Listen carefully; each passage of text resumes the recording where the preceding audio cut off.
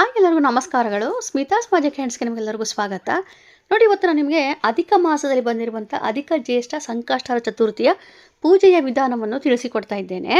ಈ ಒಂದು ಸಂಕಷ್ಟಹರ ಚತುರ್ಥಿಗೆ ವಿಭುವನ ಸಂಕಷ್ಟಹರ ಚತುರ್ಥಿ ಅಂತೇಳಿ ಕರೆಯುತ್ತಾರೆ. ಮೊದಲು ನೋಡಿ, ಒಂದು ಪೀಠವನ್ನು ಸಿದ್ಧತೆ ಮಾಡಿಕೊಂಡು ಗಣೇಶನ ಫೋಟೋ ಅಥವಾ ವಿಗ್ರಹವನ್ನು ನಾವು ಸಿದ್ಧತೆ ಮಾಡ್ಕೋಬೇಕಾಗುತ್ತದೆ.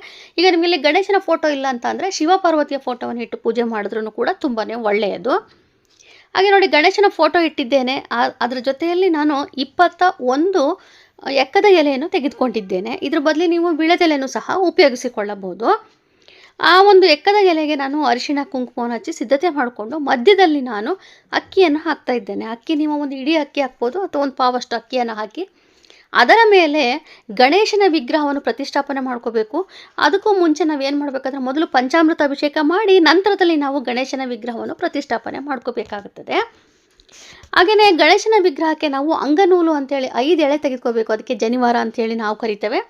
ಅದನ್ನು 5 ಎಳೆ ತೆಗೆದುಕೊಂಡು ಅದು ಎಷ್ಟು ದೊಡ್ಡದಿರುತ್ತೋ ಅಷ್ಟು ಸೈಜಿಗೆ ನೀವು ಸಿದ್ಧತೆ ಮಾಡಿಕೊಂಡು ಎಡದಿಂದ ಬಲಕ್ಕೆ ಬರುವ ರೀತಿಯಲ್ಲಿ ಹಾಕಿ ನಂತರದಲ್ಲಿ ಗೆಜ್ಜೆ ವಸ್ತ್ರವನ್ನು ಹಾಕಬೇಕು. ಹಾಗೆಯೇ ಅಧಿಕ ಮಾಸದಲ್ಲಿ ಕಡಲೆಕಾಳನ್ನು ದಾನ ಮಾಡಿದರೆ ತುಂಬಾ ಒಳ್ಳೆಯದು. ಹಾಗಾಗಿ ನಾನು 21 ಕಡಲೆಕಾಳನ್ನು ಅರಿಶಿಣದಲ್ಲಿ ನೆನೆಸಿ ನಂತರದಲ್ಲಿ ಅದನ್ನು ದಾರದಿಂದ ಪೋಣಿಸಿ ಹಾರವನ್ನು ಮಾಡಿ ಹಾಕಿದ್ದೇನೆ. 21 ಕಡಲೆಕಾಳಿನ ಹಾರವನ್ನು ಹಾಕಬೇಕು, ತುಂಬ ಒಳ್ಳೆಯದು.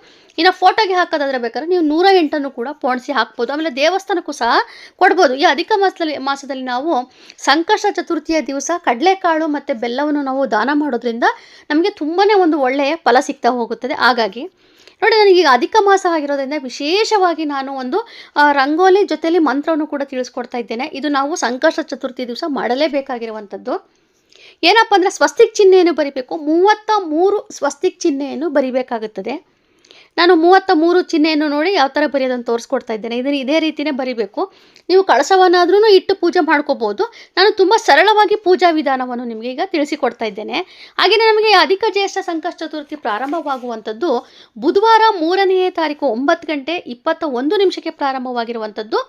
ಮುಕ್ತಾಯ ಜೂನ್ 4ನೇ ತಾರೀಕು 11 ಗಂಟೆ 30 ನಿಮಿಷ ರಾತ್ರಿ ಆ ಒಂದು ಸಮಯದಲ್ಲಿ ಮುಕ್ತಾಯವಾಗುತ್ತದೆ. ನಾವು ಆಚರಣೆ ಮಾಡಬೇಕಾಗಿರುವಂಥದ್ದು ಕೂಡ ಬುಧವಾರವೇ ಆಗಿರುತ್ತದೆ. ಹಾಗೆ ಚಂದ್ರ ದರ್ಶನ ಅಂತ ಬಂದಿರುವಂಥದ್ದು ಬುಧವಾರ ರಾತ್ರಿ 9 ಗಂಟೆ 54 ನಿಮಿಷಕ್ಕೆ ಚಂದ್ರ ದರ್ಶನವಾಗುತ್ತದೆ.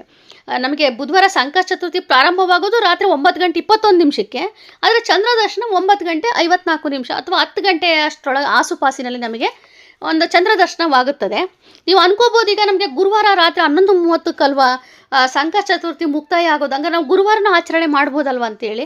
ಆದರೆ ನಾವು ಮೊದಲನೇ ದಿವಸದ ಚಂದ್ರೋದಯ ಸಮಯವನ್ನು ಗಣನೆ ತೆಗೆದುಕೊಂಡು ಬುಧವಾರವೇ ನಾವು ಈ ಒಂದು ಸಂಕಷ್ಟ ಚತುರ್ಥಿನ ಆಚರಣೆ ಮಾಡಬೇಕಾಗುತ್ತದೆ. ಹಾಗೆಯೇ ನೋಡಿ, 33 ದೀಪಾರಾಧನೆ ಮಾಡಿದ್ರೆ ತುಂಬಾ ಒಳ್ಳೆಯದು. ಆಗದೆ ಹೋದಾಗ ಒಂದು ಪಂಚಾರತಿ ಅಂದರೆ ಪಂಚದೀಪವನ್ನು ಕೂಡ ನೀವು ಸಿದ್ಧತೆ ಮಾಡ್ಕೋಬೋದು. ನೋಡಿ, ನಾನು ಒಂದು ದೀಪದಲ್ಲಿ ಪಂಚಬತ್ತಿಯನ್ನು ಹಾಕಿ ಒಂದು ತುಪ್ಪವನ್ನು ಹಾಕಿ ಸಿದ್ಧತೆ ಮಾಡ್ಕೊಂಡಿದ್ದೇನೆ. ಗಣೇಶನ ಪೂಜೆ ಆಗಿರೋದ್ರಿಂದ ಆದಷ್ಟು ತುಪ್ಪವನ್ನೇ ಬಳಸಿ. ಹಾಗೆ ನಿಮಗೆ ಸಾಧ್ಯವಾದಲ್ಲಿ ಮೋದಕ ಮಾಡ್ಕೋಬೋದು, ಕಡಲೆಕಾಳು ಉಸ್ಲಿ ಮಾಡ್ಬೋದು, ಹೆಸರುಬೇಳೆ ಪಾಯಸ, ಕೋಸಂಬರಿ ಈ ಥರವನ್ನು ಕೂಡ ನಿಮಗೆ ಪ್ರಸಾದ ನಿಮ್ಮ ಒಂದು ಶಕ್ತಿಗೆ ಅನುಗುಣವಾಗಿ ನೀವು ಪ್ರಸಾದವನ್ನು ಸಿದ್ಧತೆ ಮಾಡ್ಕೊಳ್ಳಿ. ಬುಧವಾರ ನೀವು ಬೆಳಗ್ಗೆನೇ ಏನು ಮಾಡಬೇಕಪ್ಪ ಅಂತಂದರೆ, ನೀವು ಯಥಾ ಪ್ರಕಾರ ಎದ್ದು ದೇವರಿಗೆ ಪೂಜೆ ಮಾಡಿಕೊಂಡು ಆ ಒಂದು ಸಮಯದಲ್ಲಿ ಗಣೇಶನ ಮುಂದೆ ಒಂದು ಸಂಕಲ್ಪ ಮಾಡಿಕೊಂಡು ಇವತ್ತು ಸಂಕಷ್ಟದ ಚತುರ್ಥಿ ಇದೆ, ನಾನು ಪೂರ್ತಿ ದಿವಸ ನಿಮಗೆ ಉಪವಾಸ ಇದ್ದು ಆಚರಣೆ ಮಾಡ್ತೇನೆ, ಯಾವುದೇ ರೀತಿಯ ವಿಘ್ನಗಳು ಬರಬಾರ್ದು ಅಂತೇಳಿ ಒಂದು ಕಾಯಿ ಮತ್ತು ಒಂದು ಗರಿಕೆಯನ್ನು ನೀವು ಸಂಕಲ್ಪ ಮಾಡಿಕೊಂಡು ಗಣೇಶನ ಬಳಿ ಇಟ್ಬಿಡಿ. ಸಾಯಂಕಾಲ ನೀವು ಸೂರ್ಯಾಸ್ತ ನಂತರದಲ್ಲಿ ಅಂದರೆ 6:30 ನಂತರದಲ್ಲಿ ನೀವು ಪೂಜೆ ಸಿದ್ಧತೆ ಮಾಡ್ಕೋಬೋದು. ಆದರೆ ಏನಾಗುತ್ತೆ ಅಂದರೆ ಈ ಬಾರಿ ನಮಗೆ 9 ಗಂಟೆ 21 ನಿಮಿಷ ನಂತರದಲ್ಲಿ ನಮಗೆ ಸಂಕಷ್ಟ ಚತುರ್ಥಿ ಪ್ರಾರಂಭವಾಗೋದ್ರಿಂದ ನೀವು ಪೂಜೆ ಎಲ್ಲ ಮುಂಚೆನೇ ಸಿದ್ಧತೆ ಮಾಡಿಕೊಂಡ್ರೂ ಕೂಡ 9:30 ನಂತರವೇ ನಾವು ಪೂಜೆಯನ್ನು ಮಾಡಿಕೊಳ್ಳಬೇಕಾಗುತ್ತದೆ. ಹಾಗಾಗಿ ನಿಮಗೆ ಚಂದ್ರೋದಯಕ್ಕೂ ಕೂಡ ನಿಮಗೆ ಸಮಸ್ಯೆ ಆಗೋದಿಲ್ಲ. ಯಾಕಂದ್ರೆ ಸಿದ್ಧತೆ ಮಾಡ್ಕೊಂಡಿರ್ತೀರಿ. ಅದರ ನಂತರ 9:30 ನಂತರ ನೀವು ಪೂಜೆಯನ್ನು ಪ್ರಾರಂಭ ಮಾಡಿ ಆಮೇಲೆ ಮುಕ್ತಾಯ ಮಾಡಬೇಕಾಗುತ್ತದೆ. ಹಾಗೆ ಸಂಕಷ್ಟ ಚತುರ್ಥಿಯ ಪುಸ್ತಕದಲ್ಲಿ ನಮಗೆ ಅಷ್ಟೋತ್ತರ ಇರುತ್ತೆ. ಗಣೇಶನ ಅಷ್ಟೋತ್ತರ ಹೇಳ್ಕೊಂಡು ನೀವು ಗಣೇಶನಿಗೆ ಒಂದು ಅರ್ಚನೆ ಮಾಡ್ಕೋಬೋದು. ಕುಂಕುಮದಿಂದ ಅರ್ಚನೆ ಮಾಡಿ, ಇಲ್ಲಾಂದರೆ ನಿಮಗೆ ತುಂಬಾ ಎಕ್ಕದ ಹೂ ಸಿಕ್ತು ಅಂತಂದರೆ ಎಕ್ಕದ ಹೂವಿಂದ ಅರ್ಚನೆ ಮಾಡಿ, ಗರಿಕೆಯಿಂದ ಅರ್ಚನೆ ಮಾಡಿ, ನಿಮಗೆ ಯಾವುದೆಲ್ಲ ಸಾಧ್ಯ ಇರುತ್ತೋ ಅದೇ ರೀತಿಯೇ ನೀವು ಅರ್ಚನೆ ಮಾಡ್ಕೋಬೋದು. ನಾನು ಎಕ್ಕದ ಹೂವಿಂದ ಒಂದು ಅಲಂಕಾರ ಮಾಡಿದ್ದೇನೆ, ಕುಂಕುಮದಿಂದ ಅರ್ಚನೆ ಮಾಡಿದ್ದೇನೆ. ಅದರ ನಂತರದಲ್ಲಿ ನೋಡಿ, ನಾವು ಕಥೆಯನ್ನು ಓದಲೇಬೇಕಾಗುತ್ತದೆ. ಕತೆ ಓದಿದ್ರೆ ಮಾತ್ರ ನಮಗೆ ಸಂಕಷ್ಟ ಚತುರ್ಥಿ ನಮಗೆ ಸಂಪೂರ್ಣ ಆಗುವಂಥದ್ದು.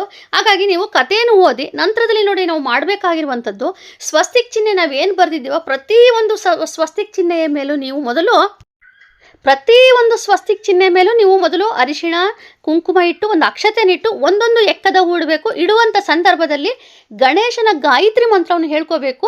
ಓಂ ಏಕದಂತಾಯ ವಿದ್ಮಯೇ ವಕ್ರತುಂಡಾಯ ಧೀಮಹಿ ತನ್ನೋ ದಂತಿ ಪ್ರಚೋದಯಾತ್. ಈ ರೀತಿಯಾಗಿ ನೀವು 33 ಬಾರಿ ನೀವು ಪ್ರತಿಯೊಂದು ಸ್ವಸ್ತಿಕ್ ಚಿಹ್ನೆ ಮೇಲೂ ಅರಿಶಿಣ ಕುಂಕುಮವನ್ನು ಇಟ್ಟು ಒಂದು ಅಕ್ಷತೆಯನ್ನು ಇಟ್ಟು ಅದರ ನಂತರದಲ್ಲಿ ನಾವು ಒಂದೊಂದು ಎಕ್ಕದ ಹೂವನ್ನು ಇಟ್ಕೊಳ್ತಾ ನಾವು ಈ ಒಂದು ಗಣೇಶನ ಗಾಯತ್ರಿ ಮಂತ್ರ ಓಂ ಏಕದಂತಾಯ ವಿದ್ಮಯೇ ವಕ್ರತುಂಡಾಯ ಧೀಮಹಿ ತನ್ನೋ ದಂತಿ ಪ್ರಚೋದಯಾತ್ ಅಂತೇಳಿ ಗಾಯತ್ರಿ ಮಂತ್ರವನ್ನು ಹೇಳ್ಕೋಬೇಕು. ಅದರ ಅರ್ಥ ಏನಪ್ಪ ಅಂತಂದರೆ, ಏಕದಂತನಾದ ವಕ್ರತುಂಡನಾದ ಗಣೇಶನನ್ನು ಧ್ಯಾನಿಸುತ್ತಿದ್ದೇವೆ. ಈ ಗಣಪತಿ ನಮಗೆ ಬುದ್ಧಿಯನ್ನು ಪ್ರೇರೇಪಿಸಿ ನಮ್ಮನ್ನು ಒಂದು ಸನ್ಮಾರ್ಗದಲ್ಲಿ ನಡೆಸಲಿ ಅಂತ ನಾವು ಗಣೇಶನ ಬಳಿ ಕೇಳ್ಕೊಳ್ಳುವಂಥದ್ದು. ಹಾಗಾಗಿ ನಾವು ಪ್ರತಿಯೊಬ್ಬರು ದೊಡ್ಡವರು ಮಾಡ್ಬೋದು, ಚಿಕ್ಕವರು ಮಾಡ್ಬೋದು. 33 ಬಾರಿ ಅಲ್ಲದೇ ಇನ್ನೂ ಹೆಚ್ಚಿನ ಮಟ್ಟದಲ್ಲಿ ನೀವು ಮಾಡಿದಾಗ ತುಂಬಾ ಒಳ್ಳೆಯದಾಗ್ತಾ ಹೋಗುತ್ತೆ. ಅಂದರೆ ಯಾವುದೇ ಒಂದು ನೀವು ಶುಭ ಕಾರ್ಯ ಮಾಡಬೇಕು ಅಂದ್ಕೊಂಡಿದ್ರು ಕೂಡ ಅದು ಕೂಡ ವಿಘ್ನಗಳಿಲ್ಲದೆ ನಿವಾರಣೆ ಆಗುತ್ತದೆ. ಆಮೇಲೆ ವಿದ್ಯಾಭ್ಯಾಸ, ಒಂದು ಪರೀಕ್ಷೆ, ಹೊಸ ಕೆಲಸ ಆರಂಭಿಸುವ ಮುನ್ನ ಯಾವುದೇ ಇರ್ಬೋದು, ವಿಘ್ನ ನಿವಾರಣೆಗೋಸ್ಕರ ನೀವು ಈ ಒಂದು ಮಂತ್ರವನ್ನು ಹೇಳ್ಕೊಂಡು ನೀವು ಈ ರೀತಿ ಪೂಜೆ ಮಾಡಿ. ಯಾಕಂದರೆ ಈಗ ಅಧಿಕ ಮಾಸ ಆಗಿರೋದ್ರಿಂದ 33 ಬಾರಿ ಹೇಳ್ಕೋಬೇಕು. ಹೆಚ್ಚಿನ ಮಟ್ಟದಲ್ಲೂ ಕೂಡ ಹೇಳ್ಕೋಬೋದು. ಹಾಗೆಯೇ ನೀವೀಗ ಏನು ನಾವು ಸ್ವಸ್ತಿಕ್ ಚಿಹ್ನೆ 33 ಬಾರಿ ಬರೆದಿದ್ದೋ ಅದ್ರ ಮೇಲೆ ಪ್ರತಿಯೊಂದು ಸ್ವಸ್ತಿಕ್ ಚಿಹ್ನೆ ಮೇಲೂ ಕೂಡ ಒಂದೊಂದು ದೀಪವನ್ನು ಇಟ್ಟು ನೀವು ದೀಪಾರಾಧನೆ ಮಾಡ್ಬೋದು. ನಾನು ಸರಳವಾಗಿ ತಿಳಿಸ್ಕೊಡ್ತಾ ಇದ್ದೇನೆ ನೋಡಿ. ನಾನು ಪಂಚದೀಪಾರಾಧನೆ ಮಾತ್ರ ಮಾಡ್ತಾ ಇದ್ದೇನೆ. ನೀವು ಹೆಚ್ಚಿನ ಮಟ್ಟದಲ್ಲಿ ಕೂಡ ದೀಪಾರಾಧನೆ ಮಾಡ್ಬೋದು. ಹಾಗೆ ಈ ಮಂತ್ರವನ್ನು ನೀವು 108 ಬಾರಿ ಕೂಡ ಜಪಿಸ್ಬೋದು. ಇದು ತುಂಬಾ ಒಳ್ಳೆಯದಾಗ್ತಾ ಹೋಗುತ್ತದೆ ನೋಡಿ. ನಾವು ದೀಪಾರಾಧನೆ ಎಲ್ಲ ಆದ ನಂತರದಲ್ಲಿ ನಾವು ಏನು ಬುಧವಾರ ಬೆಳಗ್ಗೆನೇ ಒಂದು ಕಾಯಿಯನ್ನು ಸಂಕಲ್ಪ ಮಾಡಿ ಇಟ್ಟಿರ್ತೇವೋ ಅದೇ ಕಾಯಿಯನ್ನು ತೆಗೆದು ಕೊನೆಯಲ್ಲಿ ನಾವು ಆ ಒಂದು ಕಾಯಿಯನ್ನು ಒಡೆದು ಮಂಗಳಾರತಿ ಮಾಡಬೇಕಾಗುತ್ತದೆ. ಅದಕ್ಕೂ ಮುಂಚೆ ನಾವು ಎಲ್ಲ ಸಿದ್ಧತೆ ಮಾಡ್ಕೊಂಡಿರ್ತೀವಿ. ಆ ಮಂಗಳಾರತಿ ಮಾಡೋದಕ್ಕಿಂತ ಮುಂಚೆ ನಾವು ಮೊದಲು ಚಂದ್ರನಿಗೆ ಆರ್ಗೆ ಬಿಡಬೇಕು. ಚಂದ್ರನಿಗೆ ನಮಗೆ ರಾತ್ರಿ ಚಂದ್ರೋದಯ ಆಗುವಂಥದ್ದೇ ರಾತ್ರಿ 10 ಗಂಟೆ 4 ನಿಮಿಷ, ಅಂದರೆ 9 ಗಂಟೆ 54 ನಿಮಿಷದಿಂದ 10 ಗಂಟೆ ಆಸುಪಾಸು. ಆ ಒಂದು ಸಂದರ್ಭದಲ್ಲಿ ಚಂದ್ರನಿಗೆ ನೋಡಿಕೊಂಡು ನೀವು ಮೊದಲೇ ಒಂದು ಕಳಸದಲ್ಲಿ ಆ ನೀರನ್ನು ಹಾಕಿ ಅದರೊಳಗೆ ಹಸಿ ಹಾಲು ಮತ್ತು ಗರಿಕೆಯನ್ನು ಹಾಕಿ ಒಂದು ಸಂಕಲ್ಪ ಮಾಡಿಕೊಂಡು ಚಂದ್ರನ ನೋಡ್ಕೊಳ್ತಾ ನೀವು ಚಂದ್ರನಿಗೆ ಆರ್ಘ್ಯವನ್ನು ಬಿಟ್ಟು ನಂತರ ಒಳಗೆ ಬಂದು ಮತ್ತೊಮ್ಮೆ ಗಣೇಶನಿಗೆ ನಮಸ್ಕಾರ ಮಾಡಿ ಊದಿನ ಕಡ್ಡಿಯನ್ನು ಬೆಳಗಿ, ಚಂದ್ರನಿಗೂ ಊದಿನ ಕಡ್ಡಿ ಬೆಳಗಿರ್ತೀರಿ ಅಕ್ಷತೆಯನ್ನು ಹಾಕಿ. ಹಾಗೆ ಮನೆ ಒಳಗೂ ಬಂದು ನೀವು ಗಣೇಶನಿಗೂ ಕೂಡ ಊದಿನ ಕಡ್ಡಿಯನ್ನು ಬೆಳಗಿ ಅಕ್ಷತೆಯನ್ನು ಹಾಕಿ ನಂತರದಲ್ಲಿ ನಾವು ಕಾಯಿಯನ್ನು ಒಡೆದು ಮಂಗಳಾರತಿಯನ್ನು ಮಾಡಿ ಆಮೇಲೆ ತೀರ್ಥವನ್ನು ಪ್ರೋಕ್ಷಣೆ ಮಾಡಬೇಕು. ಅದೆಲ್ಲ ಆದ ನಂತರದಲ್ಲಿ ನೀವು ಏನು ಆ ಒಂದು ಪ್ರಸಾದವನ್ನು ಮಾಡಿರ್ತೀರೋ ಆ ಪ್ರಸಾದವನ್ನು ನಿಮ್ಮ ಕುಟುಂಬ ಸಮೇತ ತೆಗೆದುಕೊಂಡು ನೀವು ಅವತ್ತಿನ ದಿವಸ ಸಂಕಷ್ಟ ಚತುರ್ಥಿಯನ್ನು ಮುಕ್ತಾಯ ಮಾಡ್ಬೋದು. ಹಾಗೆಯೇ ಈ ಒಂದು ಈಗ ಒಂದು ಸಂಕಷ್ಟ ಚತುರ್ಥಿ ಏನಪ್ಪ ಅಂತಂದರೆ, ಇದನ್ನು ನಾವು ಬುಧವಾರನೇ ಮಾಡಬೇಕಾಗಿರುವಂಥದ್ದು. ಒಂದು ಪಕ್ಷದಲ್ಲಿ ನಿಮಗೆ ಪೀರಿಯಡ್ಸ್ ಏನಾರ ಸಮಸ್ಯೆ ಇರ್ತದೆ, ಈಗ ಬುಧವಾರ ನಮ್ಗೆ 5ನೇ ದಿವಸ ಆಗಿಬಿಡುತ್ತಪ್ಪ, ಅವತ್ತು ನಮಗೆ ಪೂಜೆ ಮಾಡೋದಕ್ಕಾಗೋದಿಲ್ಲ ಅಂತ ಒಂದು ಸಂದರ್ಭ ಇದ್ದಾಗ ಮಾತ್ರ ಗುರುವಾರ ನೀವು ಆಚರಣೆ ಮಾಡ್ಬೋದು. ಆದರೆ ಇದು ಮಾಡುವಂಥದ್ದೇ ಬುಧವಾರದ ದಿವಸವೇ ಮಾಡಬೇಕು. ಇದಕ್ಕೆ ವಿಭುವನ ಸಂಕಷ್ಟದ ಚತುರ್ಥಿ ಅಂತೇಳಿ ಕರೆಯುತ್ತಾರೆ. ಸೊ ನಾನು ತುಂಬ ಸರಳವಾಗಿ ತಿಳಿಸ್ಕೊಟ್ಟಿದ್ದೇನೆ. ನೋಡೋಕ್ಕೂ ಸುಂದರವಾಗಿದೆ, ಹಾಗೆ ಅಷ್ಟೇ ಸರಳವಾದ ಪೂಜಾ ವಿಧಾನವಾಗಿರುತ್ತದೆ. ಎಲ್ಲರೂ ಕೂಡ ಈ ಅಧಿಕ ಮಾಸದಲ್ಲಿ ಸಂಕಷ್ಟ ಚತುರ್ಥಿ ಆಚರಣೆ ಮಾಡಿ ಎಲ್ಲರೂ ಕೂಡ ಗಣೇಶ ಒಳ್ಳೇದು ಮಾಡಲಿ. ನಿಮಗೆ ಏನೇ ರೀತಿಯ ವಿಘ್ನಗಳಿದ್ರೂ ಕೂಡ ಎಲ್ಲ ನಿವಾರಣೆಯಾಗಿ ನಿಮ್ಮ ಒಂದು ಕೋರಿಕೆ ಕೂಡ ಈಡೇರಲಿ ಅಂತ ನಾನು ಕೂಡ ಗಣೇಶನ ಬಳಿ ಕೇಳ್ಕೊಳ್ತೇನೆ. ಸೊ ನಾನು ತಿಳಿಸ್ಕೊಟ್ಟಿರುವಂಥ ಈ ಒಂದು ವಿಶೇಷವಾದ ಗಣೇಶನ ಗಾಯತ್ರಿ ಮಂತ್ರ ಜೊತೆಲಿ ಪೂಜಾ ವಿಧಾನ ಹೇಗಿತ್ತು ಅಂತೇಳಿ ಒಂದು ಕಮೆಂಟ್ ಮಾಡೋದು ಮಾತ್ರ ಮರಿಬೇಡಿ. ಹಾಗೆ ಲೈಕ್ ಮಾಡಿ, ಶೇರ್ ಮಾಡಿ, ಹಾಗೆ ಸಬ್ಸ್ಕ್ರೈಬ್ ಮಾಡ್ಕೊಳ್ಳಿ. ನಿಮ್ಮದು ಏನೇ ಒಂದು ಡೌಟ್ಸ್ ಇದ್ದರೂ ಕೂಡ ನನಗೆ ಯೂಟ್ಯೂಬಲ್ಲೂ ಮೆಸೇಜ್ ಮಾಡ್ಬೋದು. ನನ್ನ ಒಂದು ಇನ್ಸ್ಟಾಗ್ರಾಮ್ ಪೇಜ್ ಇದೆ, ಅಲ್ಲೂ ಕೂಡ ನೀವು ಮೆಸೇಜ್ ಮಾಡ್ಬೋದು. ಖಂಡಿತ ನೀವು ಮಾಡಿ, ನಾನು ಯಾವುದೇ ಒಂದು ವಿಚಾರಗಳಾಗಿರ್ಬೋದು ನಾನು ಅದ್ರ ಬಗ್ಗೆ ನಿಮಗೆ ಸಂಪೂರ್ಣ ಮಾಹಿತಿ ಕೊಡ್ತಾ ಹೋಗ್ತೇನೆ. Thank you.